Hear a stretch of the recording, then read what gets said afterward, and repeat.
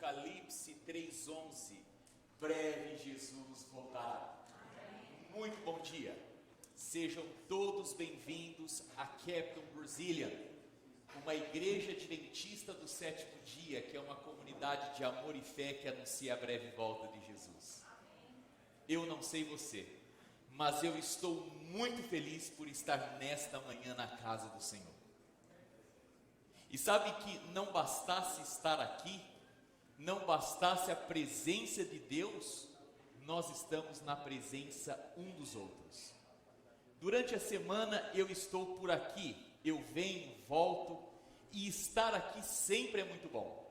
Mas é muito melhor quando nós estamos aqui juntos na casa do nosso Deus.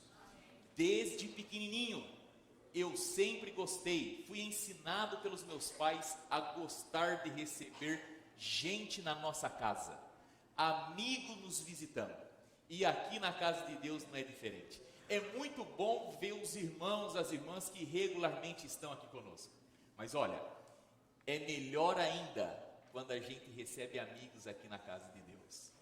E nesta manhã, devido aos batismos e também à novidade da nossa nova igreja, nós estamos recebendo muitos amigos aqui.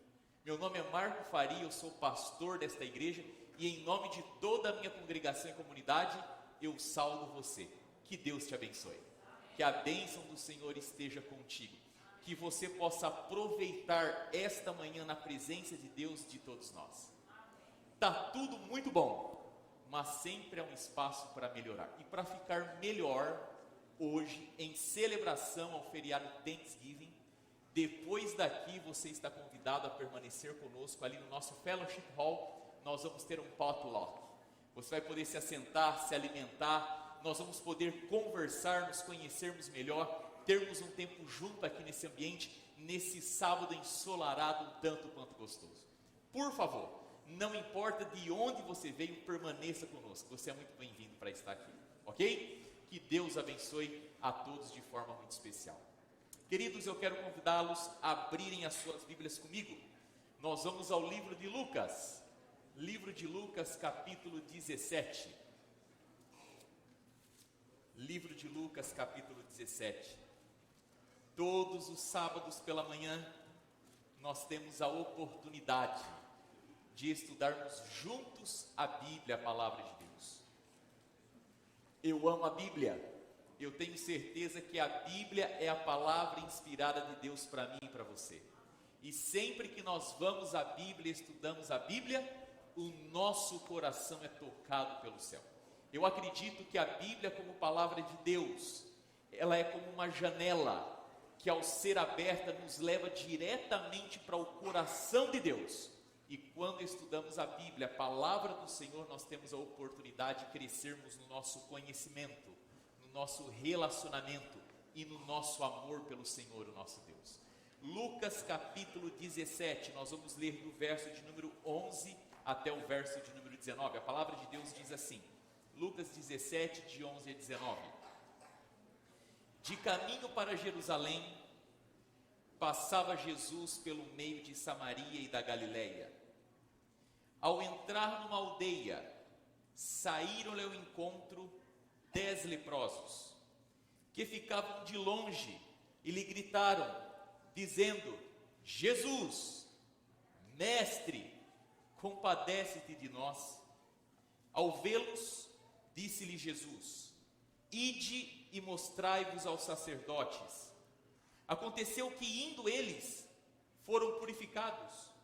Um dos 10, vendo que fora curado, voltou dando glória a Deus em alta voz, e prostrou-se com o rosto em terra aos pés de Jesus, agradecendo-lhe, e este era samaritano. Então Jesus lhe perguntou, escuta, não eram 10 os que foram curados? Onde estão os outros 9? Não houve porventura quem voltasse para dar glória a Deus, senão este estrangeiro? E disse-lhe, levanta-te e vai, a tua fé te salvou. Queridos, quando nós vamos ao livro de Lucas, nós percebemos que Jesus, ele demonstra uma certa preocupação, atenção e cuidado para com aqueles que estão na periferia, aqueles que vivem na marginalidade da vida e do centro da religião que acontecia em Jerusalém. O livro de Lucas, ele é um livro escrito aos gentios, aqueles que por sangue e herança não fazem necessariamente parte do povo de Deus. É no livro de Lucas, por exemplo, que nós temos lá no capítulo 15, o evangelho dentro do evangelho. Alguns dizem que se nós perdêssemos toda a Bíblia, mas tivéssemos nas nossas mãos apenas Lucas 15, nós teríamos o necessário e suficiente para a nossa salvação. É em Lucas 15 que conta a história da ovelha perdida, da dracma perdida, do filho pródigo. Ali nós temos um claro vislumbre de como Deus lida com o pecador. E em Lucas que nós percebemos que Jesus está em viagem. Quando nós lemos o livro de os evangelhos, os 4, nós percebemos que Jesus faz 3 viagens até Jerusalém. O que nós acabamos de ler aqui é uma parte, é um pedaço dessa viagem que Jesus está fazendo do lugar onde ele está até Jerusalém. Esta, por sinal, é a última viagem que Jesus vai fazer. Quando Jesus chegar em Jerusalém na época da Páscoa, ele infelizmente ou felizmente para nós enfrentará a cruz. Quando nós lemos o relato em Lucas, nós vamos percebendo que à medida que Jesus está em movimento, está se dirigindo para Jerusalém, ele não apenas caminha em passos rápidos, mas Jesus se ocupa e se preocupa em pregar o evangelho do reino.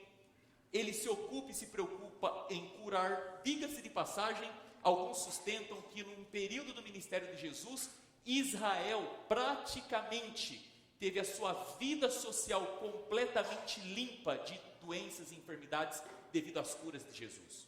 Jesus operou milagres de todas as sortes, Jesus expulsou demônios e sempre demonstrando amor, simpatia e compaixão e misericórdia.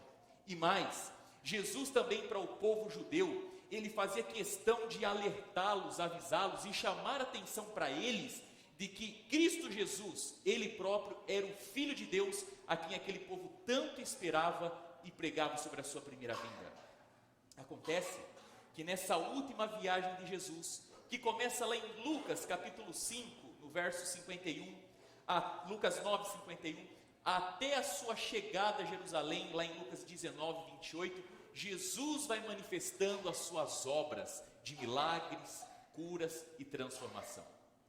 E quando nós chegamos bem pertinho do livro de Lucas e lemos ele atentamente, nós percebemos que Lucas fala sobre 5 milagres de Jesus. Não que Jesus tenha feito apenas 5 milagres, obviamente que não. João, no final do seu evangelho, vai dizer que se nós decidíssemos escrever tudo aquilo que Jesus fez durante o seu ministério de 3 anos, o mundo seria pequeno para comportar tantos livros. Mas Lucas, por propósito e finalidade, ele é seletivo. Ele escolhe 5 milagres. Desses 5 milagres, os 3 primeiros têm que ver com apenas uma pessoa. O 5º milagre tem que ver com 2 pessoas, aqueles 2 cegos em Jericó. E o 4º milagre é a respeito da cura desses 10 homens. Um dos milagres que Jesus faz é a cura de um homem leproso. Em Lucas capítulo 5, há um homem leproso que pede ajuda a Jesus, e Jesus prontamente o ajuda.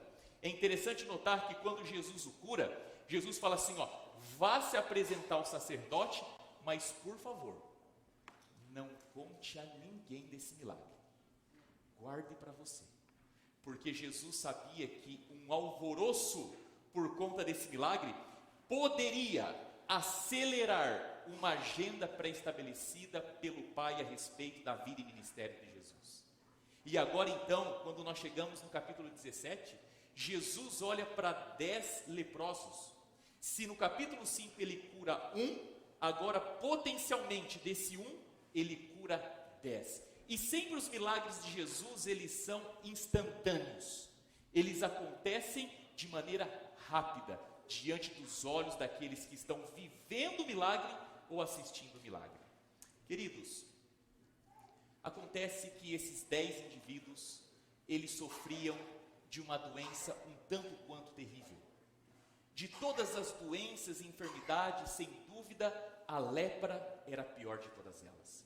Porque além da questão física, que colocava o indivíduo separado da sua comunidade e família, a lepra ainda, pelos dias da época, era entendida como uma maldição da parte de Deus.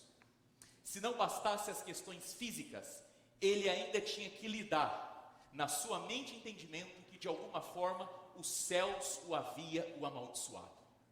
Era entendido que a pessoa com lepra, ela carregava sobre si o julgamento de Deus, Deus a reprovando. Por isso, socialmente deveria se afastar, porque não podia entrar em contato com quem quer que seja, a fim de evitar a transmissão, e no sentido espiritual, era visto e entendido ainda como alguém amaldiçoado. E Jesus entra em cena na história. Jesus, ao ouvir os indivíduos, ao vê-los, decide prontamente atendê-los. Jesus decide operar um milagre, a fim de libertar esses homens da prisão social, mas sobretudo da prisão espiritual. E quando nós lemos na narrativa, nós logo percebemos algo, que esses 10 indivíduos têm muita coisa em comum. Mas antes de falar desses indivíduos aqui, me permita voltar ao texto da Bíblia com você. Veja só, quando a gente lê a Bíblia, é interessante nós aprendermos pelo contexto, olharmos tudo o que está acontecendo depois, mas especialmente antes da leitura daquilo que a gente está estudando. Quando nós vamos à palavra do Senhor, antes da cura dos 10 leprosos, existe uma parábola que está sendo contada.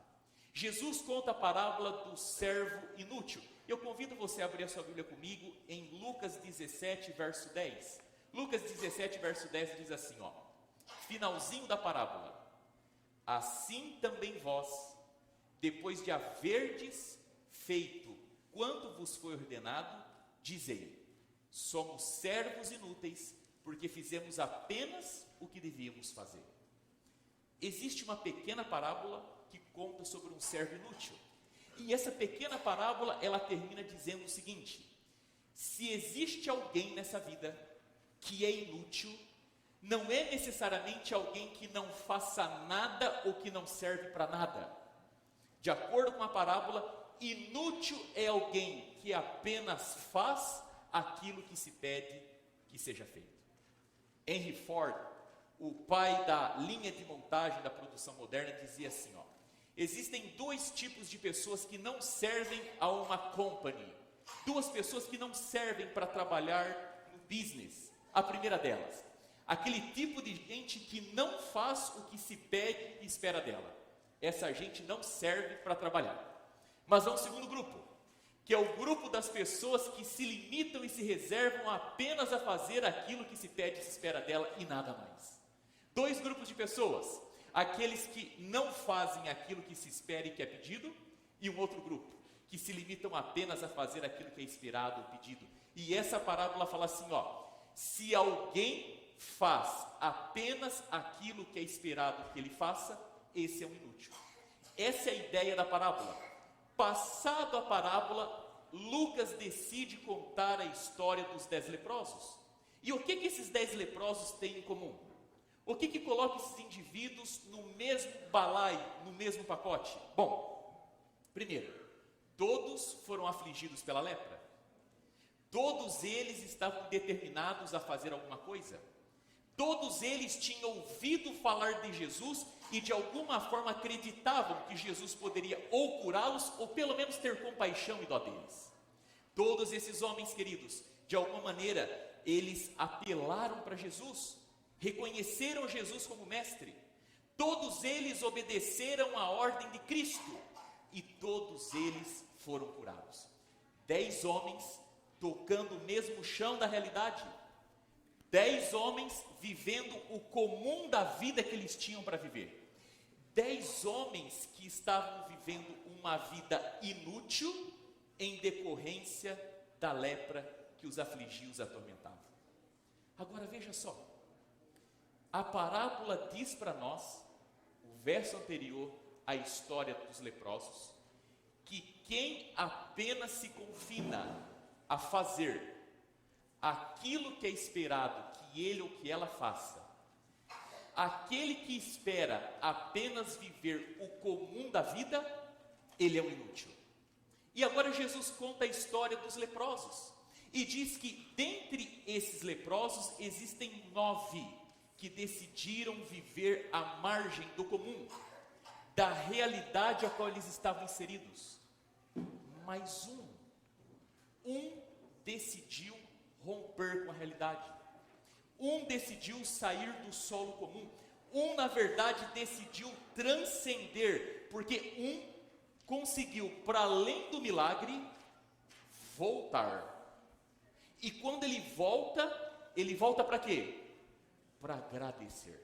Queridos, essa história dos 10 leprosos me conta que embora como os demais, dentro de uma realidade comum, decide transcender a realidade, ele volta para agradecer. E quando ele volta para agradecer, a quem ele encontra? Jesus Cristo. Em outras palavras, quando na nossa vida nós decidimos transcender a realidade, quando na nossa vida de alguma forma nós decidimos por quebrar com o comum, quando na nossa vida nós decidimos sair do campo da inutilidade do comum, e quando nós vamos transcender lá do outro lado, nós vamos encontrar a Deus. Por lógica, eu posso compreender que todas as vezes que nós agradecemos, nós transcendemos, e todas as vezes que nós transcendemos, nós encontramos a Deus. Em outras palavras, cada vez que eu agradeço, é uma oportunidade que eu tenho de ter um encontro com o próprio Deus. E sabe, queridos, coisa triste na vida deve ser um ateu. Porque o ateu, diante das complexidades da vida, diante das impossibilidades, diante dos extremos, tudo que lhe sobra é a realidade comum e material da vida. Ele não tem a quem transcender, ele não consegue dar um salto da realidade para um outro lugar, do qual ele possa visionar uma possibilidade real de transformação.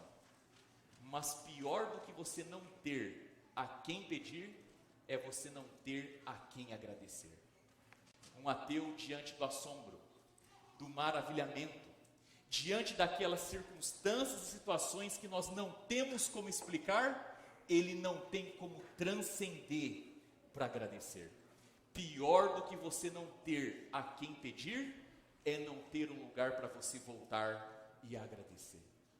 Queridos, essa história, nesta manhã, ela diz que de alguma forma, a essência e atitude da vida cristã é a gratidão. E a ingratidão é a essência e atitude de um coração não regenerado. E sabe, às vezes nós notamos assim superficialmente, que é difícil nós nos depararmos com pessoas genuinamente gratas. Por que será que hoje em dia é difícil de nós nos depararmos com indivíduos, pessoas dentro da nossa casa, da nossa escola, da nossa igreja, do nosso trabalho, gente que não demonstra, gente que não vive à luz de um espírito grato ou cheio de gratidão? Eu queria compartilhar alguns pensamentos com você. Lendo sobre isso, pensando sobre isso, eu percebi que a gente poderia dividir aqui os thankless people, as pessoas não gratas, em 3 categorias. Primeira delas, talvez você já viu isso em algum lugar.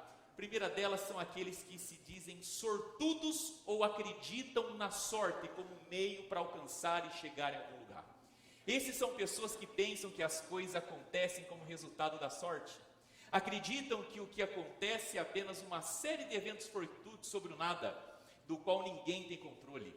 As coisas acontecem de acordo com a sorte e elas têm que acontecer daquele jeito mesmo. Embora alguns tentem manipular os fatores da sorte na vida, eles não são bem-sucedidos e por isso eles não têm gratidão no coração. A quem eu devo agradecer? Você não tem como agradecer a sorte. A sorte nem mesmo tem controle sobre si mesma. Para aqueles então que acreditam que o sucesso, a prosperidade, o bem-estar, a qualidade de vida acontecem por meio da sorte, lá na ponta eles não têm a quem voltar para agradecer. Porque a sorte sequer tem nome ou personalidade. Mas existem outros que acreditam no fatalismo da vida.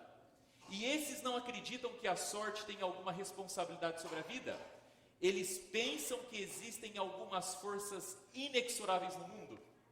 Alguma certa inevitabilidade que está predefinida, talvez pelas estrelas ou alguma outra fonte de acordo com o pensamento deles. De alguma forma essas forças causam alguma atração que fatalisticamente, e eu estou aqui com dó do meu amigo que está traduzindo a mensagem nesta manhã, e relutantemente aceito que é completamente inevitável e imutável. Isso é o jeito como as coisas são e devem ser, esse é o destino. Mas a quem então agradecer por qualquer que seja a coisa boa que venha ou aconteça a você? Porque nesse caso não há alguém para agradecer. Sou apenas uma força sem um nome pessoal, há somente uma força com movimentos não identificados, desprovido de uma personalidade. Dessa forma não há ninguém que você possa agradecer por coisas boas ou más. Ou seja, se na vida tudo é uma questão de fatalismo, se são os astros que no seu movimento coordenam e controlam o que acontece aqui, aquilo que acontece de bom, a gente não tem a quem agradecer. Aquilo que é problema, a gente vai pedir a quem? Mas tem um terceiro e último grupo, que são os positivistas. São aqueles que de alguma forma pensam que podem controlar a sua vida. São os pensadores positivos. Geralmente essas pessoas são bem-sucedidas, mas eles mesmos não sabem bem ao certo o porquê de tal sucesso. Então eles acabam atribuindo tudo a si mesmo. Através do poder do pensamento positivo, eu consegui isso e aquilo, fui eu quem organizei, fui eu quem orquestrei, fui eu que construí, fui eu que consegui. É questão de você dominar o seu pensamento, cuidar para onde você coloca o seu foco e as coisas vão acontecer.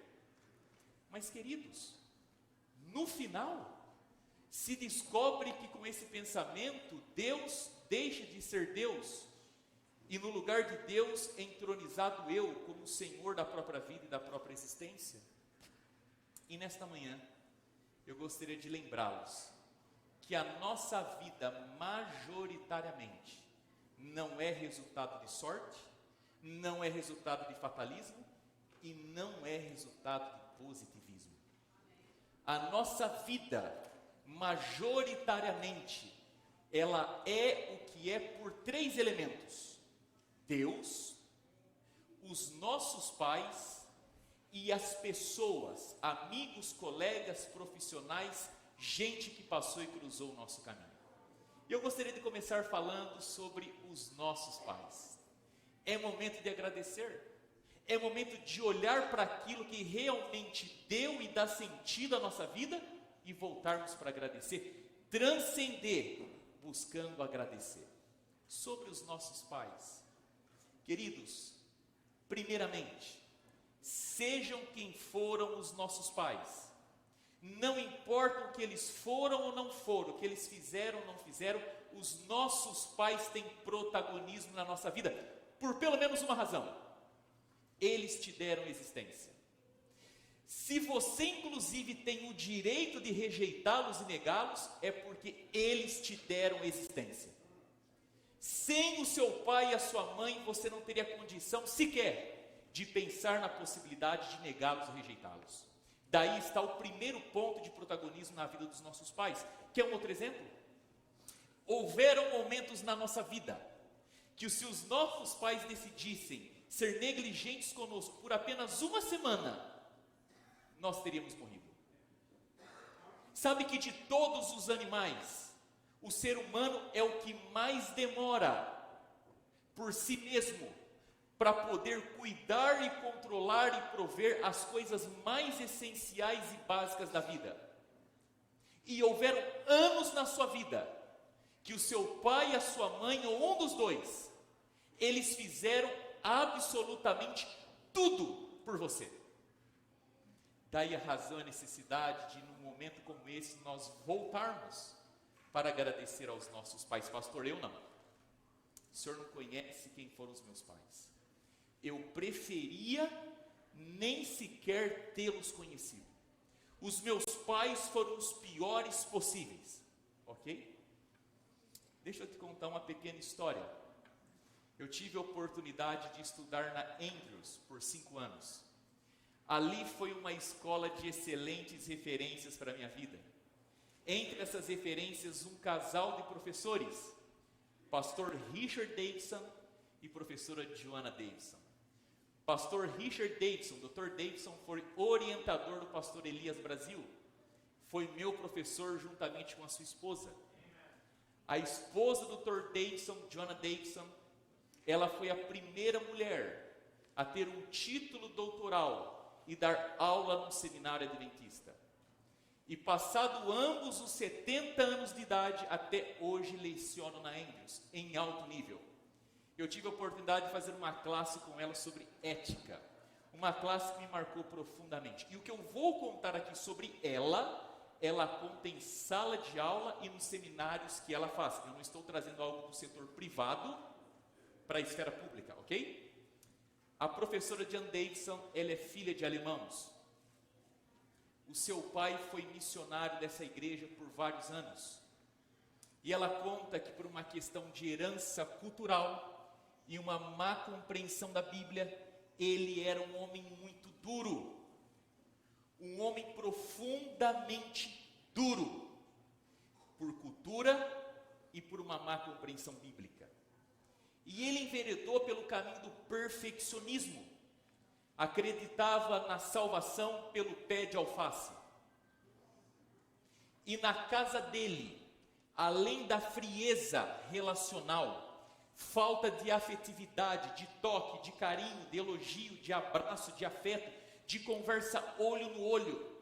Além disso tudo, por uma questão de má compreensão de regime alimentar, privava a sua esposa, a sua filha, os outros irmãos de comer.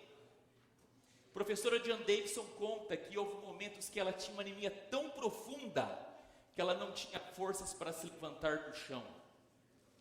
Apanhou do pai até mesmo na fase da juventude da vida. As coisas melhoraram quando ela decidiu sair de casa. Foi estudar. No meio do caminho conheceu o professor Davidson, um homem de Deus. Casou-se com ele, mas aquela experiência toda ainda acompanhava.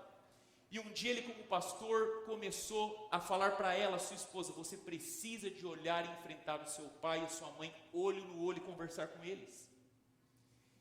Num período de final de ano, perto do Natal como agora, ela recebeu com seu esposo, seus pais lá na Andrews.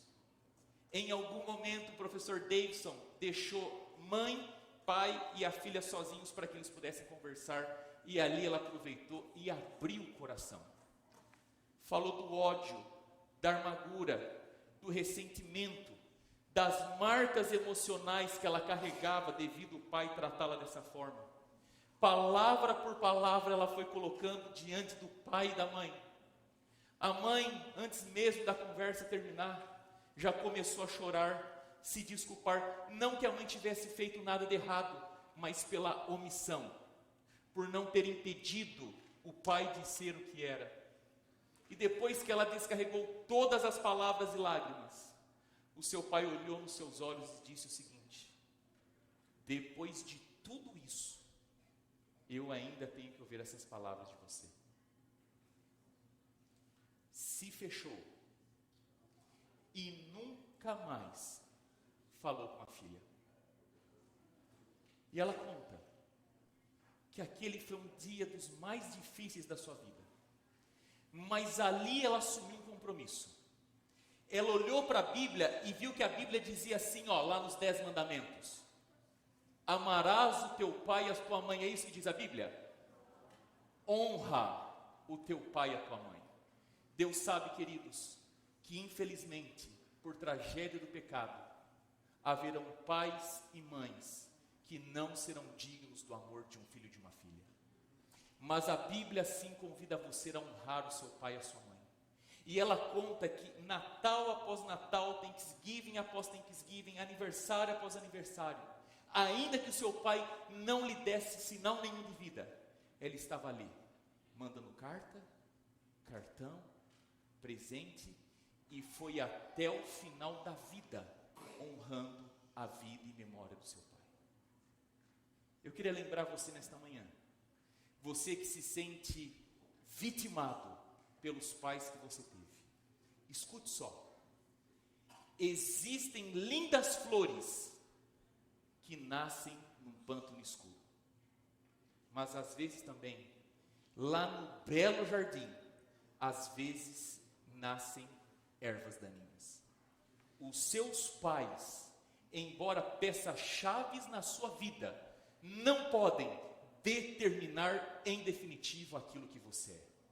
Mais importante do que foi aquilo que os seus pais fizeram ou não fizeram por você, é aquilo que você vai escolher fazer ou não fazer com aquilo que os seus pais fizeram ou não por você. Por isso, queridos, nesse momento, Thanksgiving, eu gostaria de convidar você a voltar os seus olhos para o seu pai, para a sua mãe, seja por amor ou por honra, voltar para agradecê-los. Mas eu também queria falar sobre as pessoas que cruzam a nossa vida e o nosso caminho. Queridos, quanta gente boa cruza a nossa vida, a nossa história. Eu posso dizer aqui de colegas, amigos, professores, irmãos de igreja, pastores, quanta gente Deus mandou ao nosso redor na nossa vida. E essa gente toda, voluntariamente ou involuntariamente, permitiram estarmos aqui na condição que estamos. Veja, eu me lembro que quando nós estávamos lá na Andrews, no primeiro ano só eu estudava. No segundo ano, as minhas crianças foram para a escola adventista da Andrews. E nós estávamos indo para o terceiro ano. E a única em casa que não estudava era minha esposa. A Ingrid e eu, nós limpamos casa e outras coisas mais para nós nos mantermos. E conhecendo o potencial que havia na minha esposa, notando a sua diligência, cuidado em manter o trabalho para que as nossas finanças estivessem ok, em algum momento eu comecei a ficar incomodado com aquilo. Eu não posso sair daqui num nível, num patamar diferente da minha esposa. Ela não ficou no Brasil orando por mim. Ela veio aqui e está ajoelhada comigo no chão, e a gente tem que caminhar juntos. E a gente começou a orar a Deus, e pedir para que Deus abrisse portas para que ela fosse estudar. Malemar a gente pagava as contas de estudo, meu, das crianças, quanto mais trazer agora alguém de dentro de casa para estudar, aumentar os gastos, quem sabe diminuir o trabalho. E depois de alguns meses orando, um dia, limpei uma casa de manhã, numa terça-feira, fui para uma aula que começava às 2:30 da tarde. Estava cansado. Cheguei, me assentei minutos antes, comi um lanchinho, debrucei assim na mesa e comecei a pensar. Tem momentos na vida que você não sabe se está orando ou se está pensando, ou se os dois. E eu ficava comigo, o que eu vou fazer? Minha esposa quer estudar, eu quero que ela estude, mas como que a gente vai fazer? E me veio um insight naquela hora. Eu comecei a pensar assim, eu vim do Brasil. Lá no meu país, as pessoas acordam 3 da manhã. Tomam às vezes 2, 3 horas de ônibus para chegar no trabalho. Trabalham o dia inteiro. Sai do trabalho, vai para uma faculdade à noite. Volta para casa, chega de madrugada. Ganha pouco. Final de semana passa o sábado, domingo envolvido com atividades da igreja, conseguem estudar e se formar. Pera lá, eu estou no país mais rico do mundo. Se os meus compatriotas lá no Brasil fazem isso, não é aqui que eu vou ficar sem fazer. Voltei para casa depois da aula, chamei a Ingrid e nós começamos a conversar. Uma conversa que foi mais ou menos das 8 horas da noite até meia-noite. Terminamos a conversa ajoelhados, dizendo: Senhor, é daqui para a universidade. A Ingrid vai estudar. Só que aquela coisa, você ora, mas o dinheiro não cai do céu. As portas não estão abertas. Não tem ninguém te procurando, te telefonando. Escuta, cadê a Ingrid? A gente está aqui esperando ela. Passou quarta, quinta, sexta, sábado. Fomos para a igreja, assistimos um bom sermão do nosso pastor, do Ike Nelson. Recebemos uma outra família na nossa casa, por volta das 4, 5 horas eles foram embora. Peguei meu celular, coloquei assim no armário da cozinha e comecei a lavar a louça do sábado. Ia lavando a louça, assistindo o sermão, de repente, fui lá na porta. Era o professor Wagner Kuhn. Naquela época, ele era diretor do Instituto de Missões do Departamento de World Mission da Andrews. Hoje ele é o vice-chair do seminário. E como sempre e outras vezes, ele veio na nossa casa sem nos avisar, pediu licença, entrou, começamos a conversar, e por ele ser um bom conselheiro, a gente abriu o coração. Professor, nós tomamos a decisão de que a Ingrid vai estudar. Não temos dinheiro, não sabemos exatamente como vai ser, mas é uma decisão que a gente tomou. Na terça-feira a gente orou junto aqui nessa sala pedindo a bênção de Deus. E ele disse assim, na terça-feira eu vim aqui na sua casa. Vocês não estavam, e realmente não estávamos. E hoje eu decidi voltar. E eu vim dizer para vocês na terça e hoje, que você, Ingrid, tem que ir estudar. É para você ir para a faculdade. Deus vai prover. Quando nós estávamos aqui na Andrews, ele contando dele, da esposa Gisele, a minha esposa também vivia a mesma situação que você, tinha que limpar casa para eu poder estudar, mas nós decidimos que ela estudaria, e ele contava, dizendo que a sua esposa, quando começou a estudar, às 8 horas da noite, colocava as crianças na cama, 8h30, as crianças dormindo, ela também ia dormir, para conseguir acordar às 2 da manhã, para estudar até 6 horas da manhã. Ingrid, faça o mesmo. E depois da aula, vai trabalhar. Porque 3 anos, ele disse assim, 3 anos passa. Você com depressão ou sem depressão, com dinheiro ou sem dinheiro, trabalhando, estudando, 3 anos passa. Vai estudar. E queridos, aquele homem injetou um tutano nas veias da nossa vida, que nós não tínhamos dúvida, insegurança nenhuma de que aquele era o caminho. E foi isso que aconteceu. A Ingrid foi matriculada e Deus foi abrindo as portas, enquanto a gente abria as portas das casas para fazer faxina também. Mas existem pessoas na nossa vida, na minha e na sua vida, que cruzam o nosso caminho e vão dar um rumo, um sentido, um conselho, uma orientação, vão te dar um recurso, vão te dar uma ideia, vão orar por você. Nós não somos o que somos e não estamos aqui por um acidente. Deus em algum momento colocou pessoas que cruzaram o seu caminho, ou você ou delas, e essas pessoas te abençoaram. E enquanto eu estou falando, eu tenho certeza que você pensou em algumas pessoas chaves na sua vida. E olha, se você quisesse agora voltar para agradecê-las, você jamais conseguiria pagar o que elas fizeram por você. Por isso, nesse Thanksgiving, procure voltar na direção de alguém que abençoa a sua vida. Um amigo, um colega, um professor, um pastor, um irmão de igreja, um familiar. Agradecer é transcender.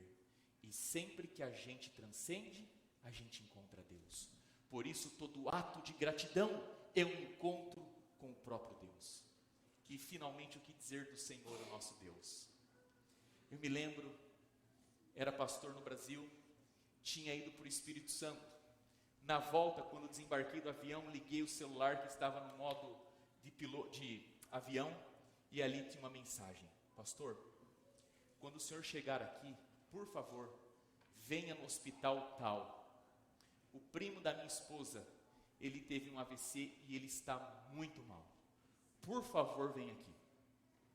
E eu me lembro que eu subi a serra, fui até Petrópolis e fui direto para o hospital. Era umas 6h30, 7 horas, e quando eu consegui assim ver o hospital, a rampa de acesso, a família estava junta. E olhando, a impressão que tinha é que o pior já tinha acontecido. Porque eles estavam chorando compulsivamente. E quando eu me aproximei, era quase isso. O médico tinha reunido a família e dito: olha, infelizmente, essa noite, em algum momento, ele vai morrer. Era alguém de aproximadamente 40 anos, novo, que foi acometido por esse problema. E a família carregava o peso, a tristeza daquele momento. E são coisas da vida que a gente não consegue sequer explicar, a dor do coração. Então, a prima desse indivíduo que trabalhava no hospital, olhou para mim, pegou na minha mão e falou assim: pastor, tem como pelo menos ungir ele antes dele morrer? E eu disse: lógico. E nós fomos lá para os CTI. E quando eu entrei diante do leito dele, aquele tanto de tubo, aparelho, aquele homem grande, forte, deitado naquela cama, já desenganado. O médico passou por ali, nós conversamos um pouquinho. Eu não posso julgar a intenção, a motivação das palavras dele, mas ele disse assim: pastor, só um milagre. A boa notícia, querido, é que milagre é a especialidade de Deus. O resto ele deixa para nós. Mas todo extremo do homem é sempre uma grande possibilidade para Deus. E eu me lembro que com um pouquinho de óleo, passei na mãozinha na testa dele. Eu com aquela enfermeira, primo dele, nós oramos: Senhor, evita o sofrimento ou traga ele de volta. Queridos, passado alguns poucos dias, aquele homem saiu pela porta da frente daquele hospital caminhando. Sem sequela, sem nada de mudança ou variação. E veja só, por favor, não perca de vista, não se esqueça que eu estou falando nessa história sobre Deus. Eu contei essa história para dizer que Deus, o Senhor nosso Deus, eu estou falando de Deus, eu não estou falando daquele indivíduo, eu estou falando de Deus. Eu estou dizendo para você que Deus levantou um homem que já estava dado como morto. Eu estou dizendo que Deus levantou alguém que a família já começou a pensar aonde a gente vai enterrar. Eu estou dizendo que Deus foi lá no extremo, na beira da vida e da morte, e falou assim: não, você vai viver, volte para a vida. É disso que eu estou te falando. E queridos, eu tenho certeza que você também tem uma história com Deus. De algum momento, talvez não no sentido literal, mas no sentido da experiência humana, que você sentiu o cheiro podre, amargo da morte. E Deus falou assim: ainda não, você vai viver. E queridos, diante disso a gente volta a agradecer a Deus, porque agradecer é transcender, e sempre que a gente transcende, a gente encontra Deus. Por isso, todo ato de gratidão é um encontro com Deus. E eu lembro a você uma frase de Santo Agostinho: quem tem Deus, tem tudo. Quem não tem Deus, não tem nada. Eu vou repetir, vou complementar: quem tem Deus, tem tudo. Quem não tem Deus, não tem nada. Mas, se você tem Deus e tem tudo, você não tem nada mais do que quem tem Deus e não tem nada. Vou repetir agora por completo: quem tem Deus tem tudo. Quem não tem Deus não tem nada. Mas se você tem tudo e tem Deus, você não tem nada mais do que quem não tem nada e tem Deus. Por isso que nesse Thanksgiving é uma excelente oportunidade para a gente voltar para agradecer. Voltar para agradecer aos nossos pais, sejam eles quem foram, que fizeram ou não fizeram, seja na vida deles ou na sua memória. Voltarmos para agradecer aquelas pessoas chaves que mudaram o curso, o caminho, a direção da nossa vida. E acima de tudo, voltarmos para agradecermos a Deus, porque quem tem Deus, tem tudo. E não se esqueça, querido, agradecer é transcender. Todas as vezes que nós transcendemos, nós encontramos a Deus. Por isso, todo ato de gratidão é um encontro com Deus. E nesta manhã, se não bastasse tudo que a gente está vivendo, nós temos algo especial acontecendo na nossa comunidade. Existem duas meninas queridas da nossa igreja, membros regulares da Captain Brazilian, fazem parte da escola sabatina, são duas desbravadoras, têm a sua família na igreja, e elas decidiram por descer as águas batismais. Eu quero nesta manhã convidar que venha aqui à frente comigo a Elô. Quero convidar que venha aqui à frente comigo a Gabi. E quero convidar aqui o Oséias Reis também, por favor. Nesta manhã, queridos, a Elô, come here, Elô, come up here. Gabi, vem aqui, por favor. Uma vez mais, apenas fazendo uma menção. A Elô, ela estuda na escola adventista, na Appleton. E aqui nesta manhã nós temos professores e pastor da escola. Thank you for coming. I'm so glad to see you here, guys. We work together. We support each other. It's our goal to help these kids here to reach the heavens when Jesus Christ comes soon. May God bless. Thanks so much for support our church too. Gabi e Elô, eu estou muito feliz por vocês. Mas ó, dá uma olhada na cara e no rosto dos pais de vocês. Eles estão felizes. Dá uma olhadinha no rosto dos familiares de vocês, dos amigos. Olha, os desbravadores vieram tudo igual vocês. Eu tenho certeza que o Oséias Reis também está feliz. Ele acompanhou e tem assistido essas meninas e outros mais aqui na nossa igreja. O Oséias nesta manhã vai proceder com um voto batismal. Queridos, eu preciso repetir uma vez mais aqui a você. Nós não queremos apenas cristianizar as pessoas que se aproximam da nossa igreja e os filhos dessa igreja. Nós queremos que na sua identidade eles se reconheçam e se apercebam como cristãos, sim, adventistas do sétimo dia. Que eles conheçam as nossas doutrinas, os nossos princípios, os nossos valores, que tenham na sua identidade a plena certeza que estão aqui para serem missionários profissionais ou profissionais missionários. E o Oséias vai proceder aqui com um voto batismal, o que contém as principais e mais elementares doutrinas da nossa igreja. Que Deus abençoe vocês. Pastor Mark, can you come with me? I want to split with you for this moment. It's important for us. E aí, Carlinhos? I think you work hard with me, like me, for this moment. Please, are you talking Portuguese? I think you talk in English. Yeah, okay.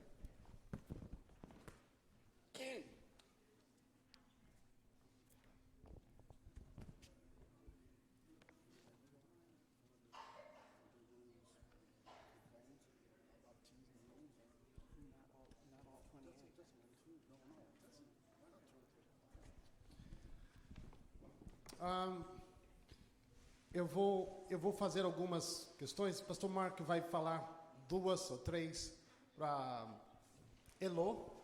Okay, you talk with Elô, I'll talk to Gabi. Okay. Can you start, please? We got this. Sure. Okay, if I understand correctly, we're asking you and going over some of the beliefs that you've studied in preparation for baptism. Am I right? Yes, correct. Okay, so here's the first question. Do you love Jesus with all of your life and wish to follow him for the rest of your life? Você, Gabi, você aceita também a Jesus, é amá-lo e seguir ele durante toda a sua vida? You've studied the doctrines of the Seventh-day Adventist Church. While you may not understand absolutely everything yet, do you desire to continue learning and growing deeper in Jesus Christ even after today? Yes. Gabi, você estudou as doutrinas da Igreja Adventista, mesmo que você não tenha entendido todas ainda, mas você pretende ainda continuar estudando até aprender e continuar seguindo a Jesus? As próximas, você acredita que a Bíblia é a palavra de Deus? Você aceita os 10 mandamentos como ainda regra fiel para os dias de hoje? Vocês aceitam o ensino bíblico dos dons da profecia e entende que Deus deu à nossa igreja o privilégio de termos alguém para nos orientar, como a profetisa Ellen White, nos dando orientações para seguir esse caminho? Você crê que o corpo de vocês é templo do Espírito Santo e pretende continuar guardando o seu corpo das coisas que fazem mal e que podem interferir na conexão com Deus? Vocês acreditam e aceitam que a igreja adventista do sétimo dia é a igreja remanescente do povo de Deus? E vocês, conforme a profecia bíblica, essa igreja é a igreja de Deus, e vocês pretendem também trazer outras pessoas para conhecerem esta igreja? Que Deus abençoe vocês Deus abençoe a toda a igreja e toda a família. Thank you, Pastor Mark. God bless you.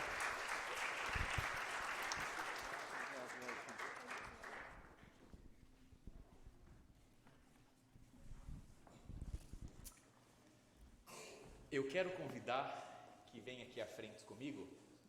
A Gabi vai ser a primeira a ser batizada.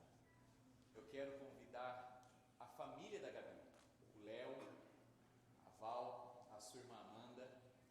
Quero convidar também que venha aqui à frente os demais familiares, tios, tias, primos, primas. Podem vir aqui bem pertinho. E de maneira especial quero convidar aqui a Rebeca e a Nicole. Elas vão apresentar uma música especial em homenagem e celebração a esse dia. Leonardo, Val, Amanda, parabéns. Deus seja louvado. Uma criança, queridos, não chega aqui no tanque batismal sozinho, sozinha. Alguém pavimentou o caminho para que esse menino, essa menina chegasse até aqui. Eu estou muito feliz por vocês. Imagino que Deus muito mais. Que Deus abençoe vocês ricamente. Eu também gostaria de convidar as crianças do Clube de Desbravadores que venham aqui à frente também. Vou pedir a vocês que fiquem desse lado aqui, todos do clube do Falcon Pathfinders Club. Fiquem por gentileza aqui à minha direita e vocês vão ter a oportunidade de assistir aqui pertinho.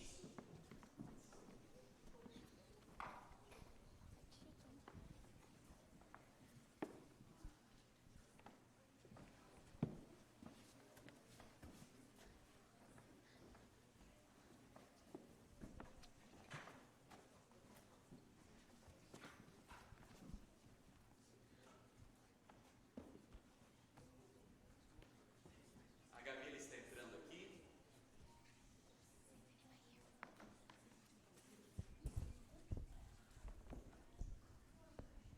Gabi, aqui estão os teus familiares.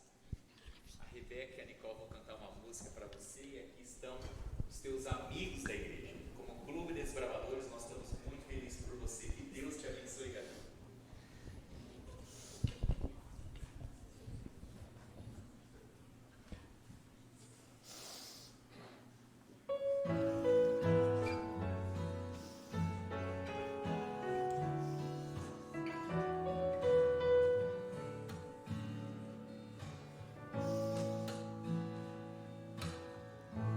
Venha de Jesus.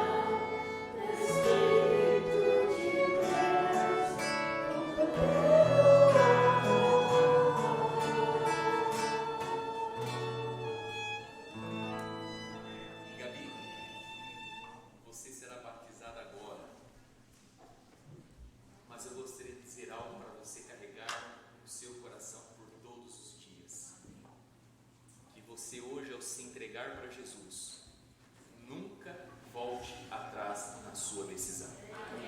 Nunca, nunca, nunca volte atrás na sua decisão. Que Deus te abençoe.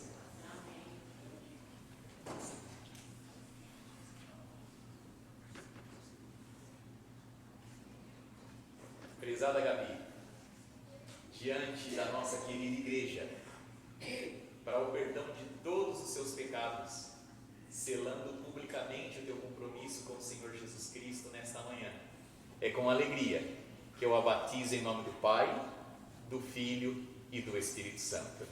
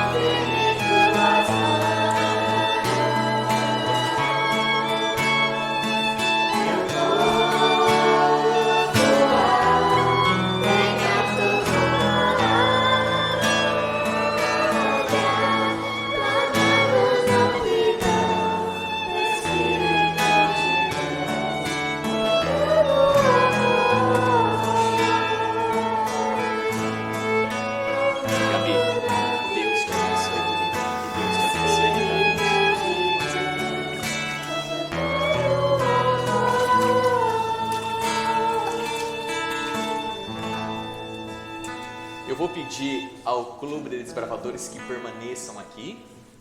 E agora eu quero convidar que venham aqui à frente os familiares dele, seus pais, o Júlia, a Thalita, sua irmã a Júlia. Quero convidar os seus primos, a sua tia. É capaz que nesse momento metade da igreja se levante e venha aqui agora. I'd like to invite my fellows, those who came from Atherton, please come here, stand up here with us. We really believe in the 7th Advanced Education System. Once again, professors, teachers, staff, thank you for all the work, the hard work that you have been doing at this school. It supports us to keep these children in the God's path. Thank you so much. Querido Elo, por favor.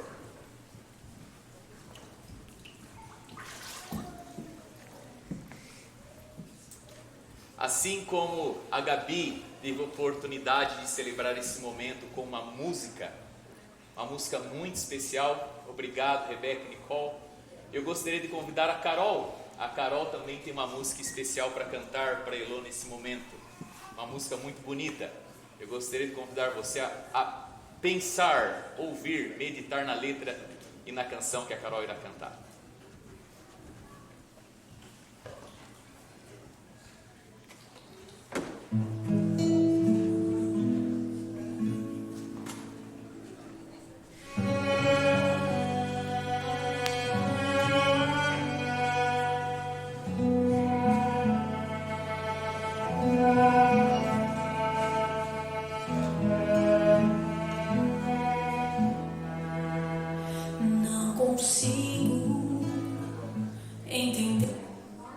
Como disse o Oséias, está todo mundo querendo cantar com a gente hoje, né?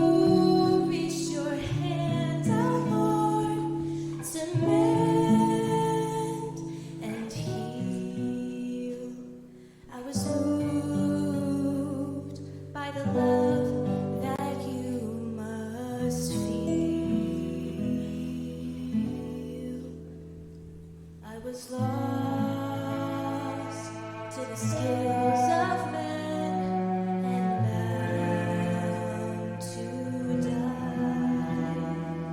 But because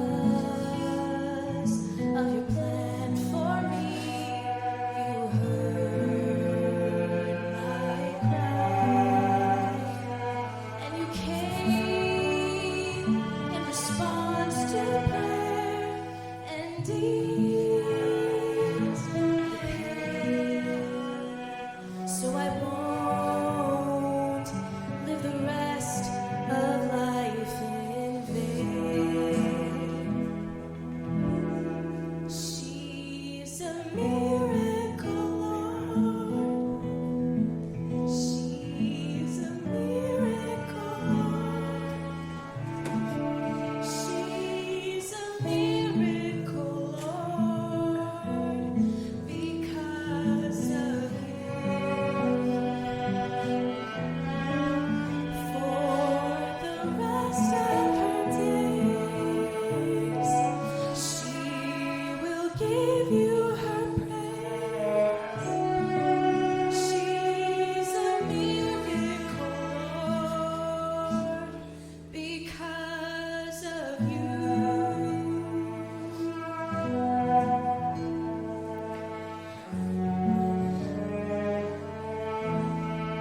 She's a miracle, Lord, because of you.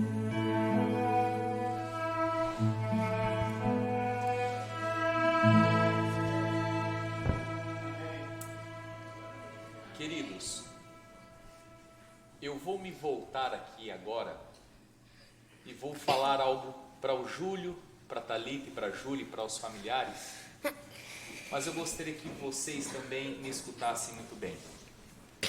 Júlio, Thalita, Júlia, familiares, Deus não patrocina fracasso. Deus não brinca com a nossa fé. Ele não joga dados com a nossa sorte. Deus nos leva mais a sério do que o coração mais perfeito de um pai e de uma mãe nessa terra. O Senhor está em pleno controle e Ele tem em perfeita ordem a vida de Heloísa. Queridos, geralmente nós temos uma data de aniversário. A Heloísa está completando hoje a sua 3ª data de aniversário. Ela faz seu aniversário celebrando o seu nascimento, 25 de janeiro. Todo 29 de outubro se celebra o dia que Deus falou assim: Heloísa, ainda não.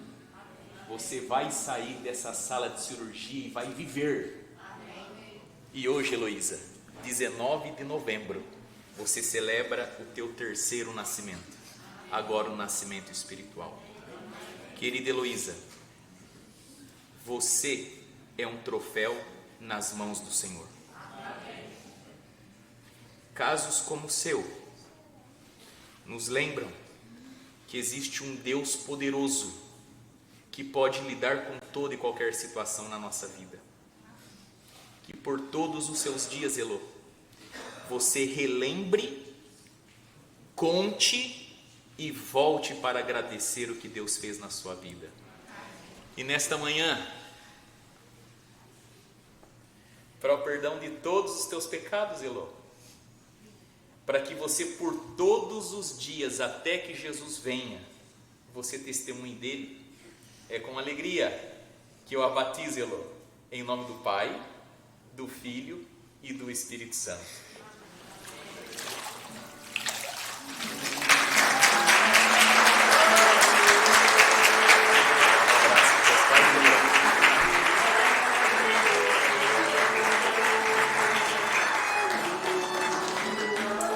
Queridos, vocês têm notado e percebido que batismo após batismo tem uma série de meninos e meninas que vêm aqui à frente, e cada vez que eles vêm, se confirma no coraçãozinho deles dessa decisão. E eu queria saber dos que estão assentados aí, dos que estão aqui, Quantos querem se preparar para os próximos batismos? E eu queria chamar vocês para virem aqui pertinho, bem perto aqui, por favor, que eu gostaria de orar por vocês e com vocês. As crianças que estão assentadas aí, pode vir, Alana, vem aqui, querida. As que estão assentadas nos bancos da igreja aí, as que estão aqui, que querem dizer, eu quero me preparar para os próximos batismos. Vem aqui, está aqui com a gente a Thaisa, a Lana, Rebeca, Nicole, Martin, a Lauren. Existe mais alguma criança que gostaria? Vem aqui, Nath, Naomi, Tiffany, por favor.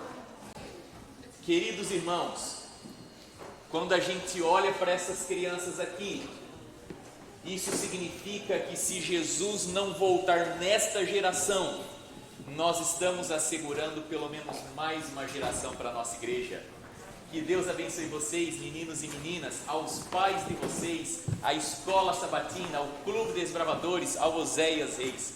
Que bom que vocês estão aqui. Posso orar por vocês? Eu gostaria de convidar a toda a nossa... Chiquinho, por favor, querido, vem aqui. O Francisco, ele estuda a Bíblia semanalmente e ele também está se preparando para dentro em breve também descer as águas batismais. Que Deus te abençoe, Francisco. Que Deus abençoe você ricamente. Eu gostaria de orar com todos nesta manhã, pedindo bênçãos especiais. Nós não estamos terminando, a gente vai entregar o certificado. Eu espero que você aguarde um pouquinho mais. Vem aqui, Rafinha, por favor, querida. E nós vamos orar por essas crianças aqui. Querido Deus, obrigado porque no coração da tua igreja, pais, mães, avós estão trazendo a este local e dedicando ao Senhor essas crianças. Que essa decisão genuína, sincera no coração delas seja mantida e permaneça ali, e que o batismo delas, querido Deus, possa ser selado em Cristo Jesus, para que elas possam crescer e se prepararem para servir ao Senhor. Que este tanque, querido Deus, semana após semana, possa receber água, e que a igreja semana após semana possa receber fogo do Espírito Santo, para que a gente possa, Pai, despovoar o inferno e povoar o céu. Em nome de Jesus. Amém. Deus abençoe vocês.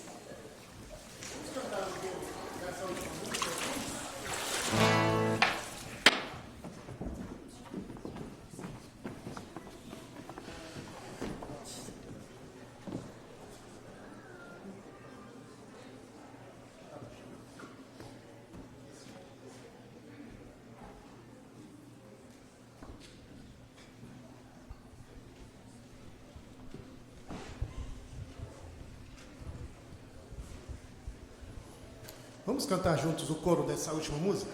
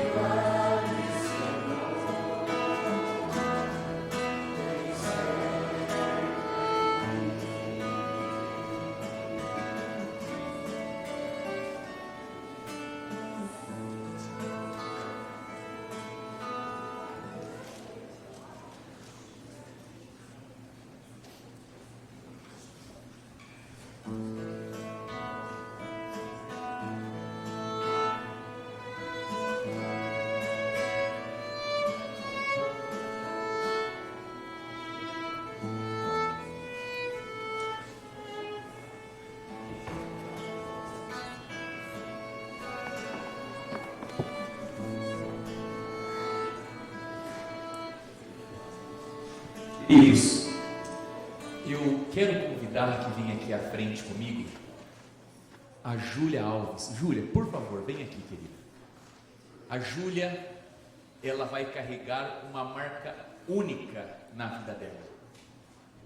A Júlia foi a primeira pessoa a ser batizada na nossa igreja. Isso, Júlia, foi um presente que Deus te deu e a mais ninguém.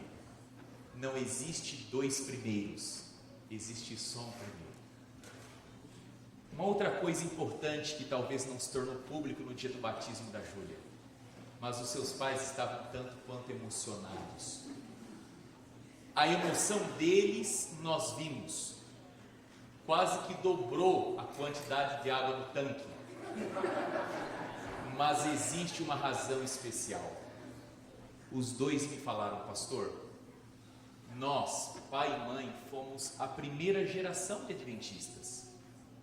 Foi conosco que na nossa família o evangelho chegou. E agora eles tiveram a alegria de já ter uma segunda geração de adventistas na família. Que Deus te abençoe, Júlia. Que Deus te abençoe ricamente. Teu batismo foi um tanto e quanto especial para a nossa igreja e para a sua família. E a nossa igreja tem um certificado e um presente para dar a você. Só que eu gostaria de fazer uma pergunta. Quem você gostaria que entregasse nas suas mãos o seu certificado e o seu presente? Pode escolher. Minha tia. Sua tia Alexandra? Alexandra, por favor, vem aqui. A nossa secretária Thalita preparou um certificado. A Thelma cuidou em preparar um presente especial da nossa igreja para que os irmãos saibam. Todos os que se batizam, meninos e meninas da nossa igreja, eles recebem uma Bíblia de presente. Nós acreditamos nesta igreja, na Bíblia, como fundamento da nossa fé. Alexandra, que oportunidade, que privilégio. Que Deus te abençoe. Pode passar para as mãos da Júlia.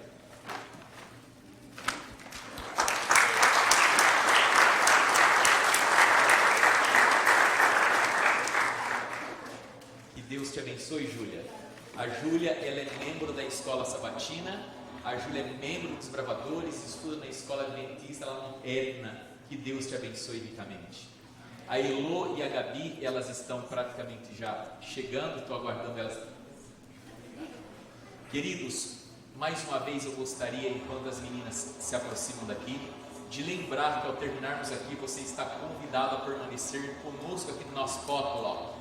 Existe algo especial feito com muito carinho para que você receba da parte da nossa igreja. Existiam na nossa comunidade dois desejos especiais: termos uma igreja com tanque batismal e termos um fellowship hall, e Deus nos deu de presente essas duas bênçãos, e agora nós queremos tirar o máximo de proveito possível. Gabi, vem aqui por favor, querida. Eu quero convidar a Gabi também. Ela vai receber nesta manhã um presente especial da nossa igreja. A Gabi é membro da escola sabatina, participa ativamente do clube dos Bravadores. Gabi, você vai levar um certificado e uma Bíblia de presente. Quem você gostaria que te entregasse em mãos, querida? A sua mãe, a Val. Gostaria de chamar o Leonardo aqui também, os dois, para não deixar o Leonardo se sentir mal só pela mãe. Por favor, Leonardo, vem aqui. Queridos, esse momento é emblemático. Esse certificado, ele tem um valor único. A Bíblia é a base, o alicerce da nossa fé. Que Deus abençoe vocês, Leonardo e Val, que a bênção de Deus esteja com vocês.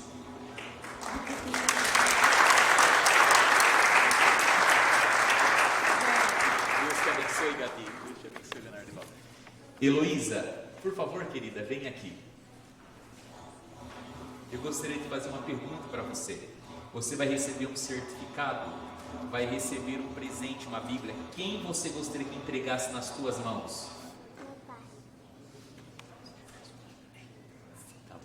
A Heloísa falou o Júlio e a Thalita. Podem vir aqui, por favor.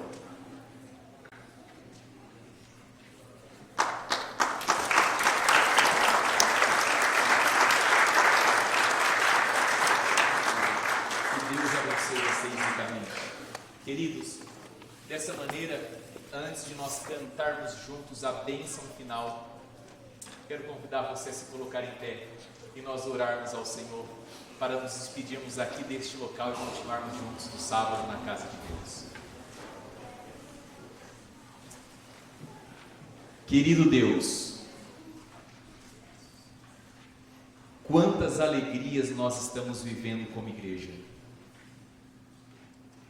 E quando nós olhamos para tudo isso, nós temos a plena certeza que isso tudo tem que ver com a sua bondade e generosidade. Que isso tem que ver exclusivamente com a tua graça e misericórdia. Que ao derramar do teu amor que tem nos permitido, querido Deus, vivermos tudo isso que está passando diante dos nossos olhos. Por isso, nesse Thanksgiving, nós exaltamos, celebramos, glorificamos e honramos o Senhor ao seu nome. Só nos resta dizer muito obrigado, Deus. O Senhor é bom e a sua misericórdia dura para sempre. Louvado seja o Senhor por toda a eternidade. Amém e amém. Vamos cantar todos juntos a bênção final?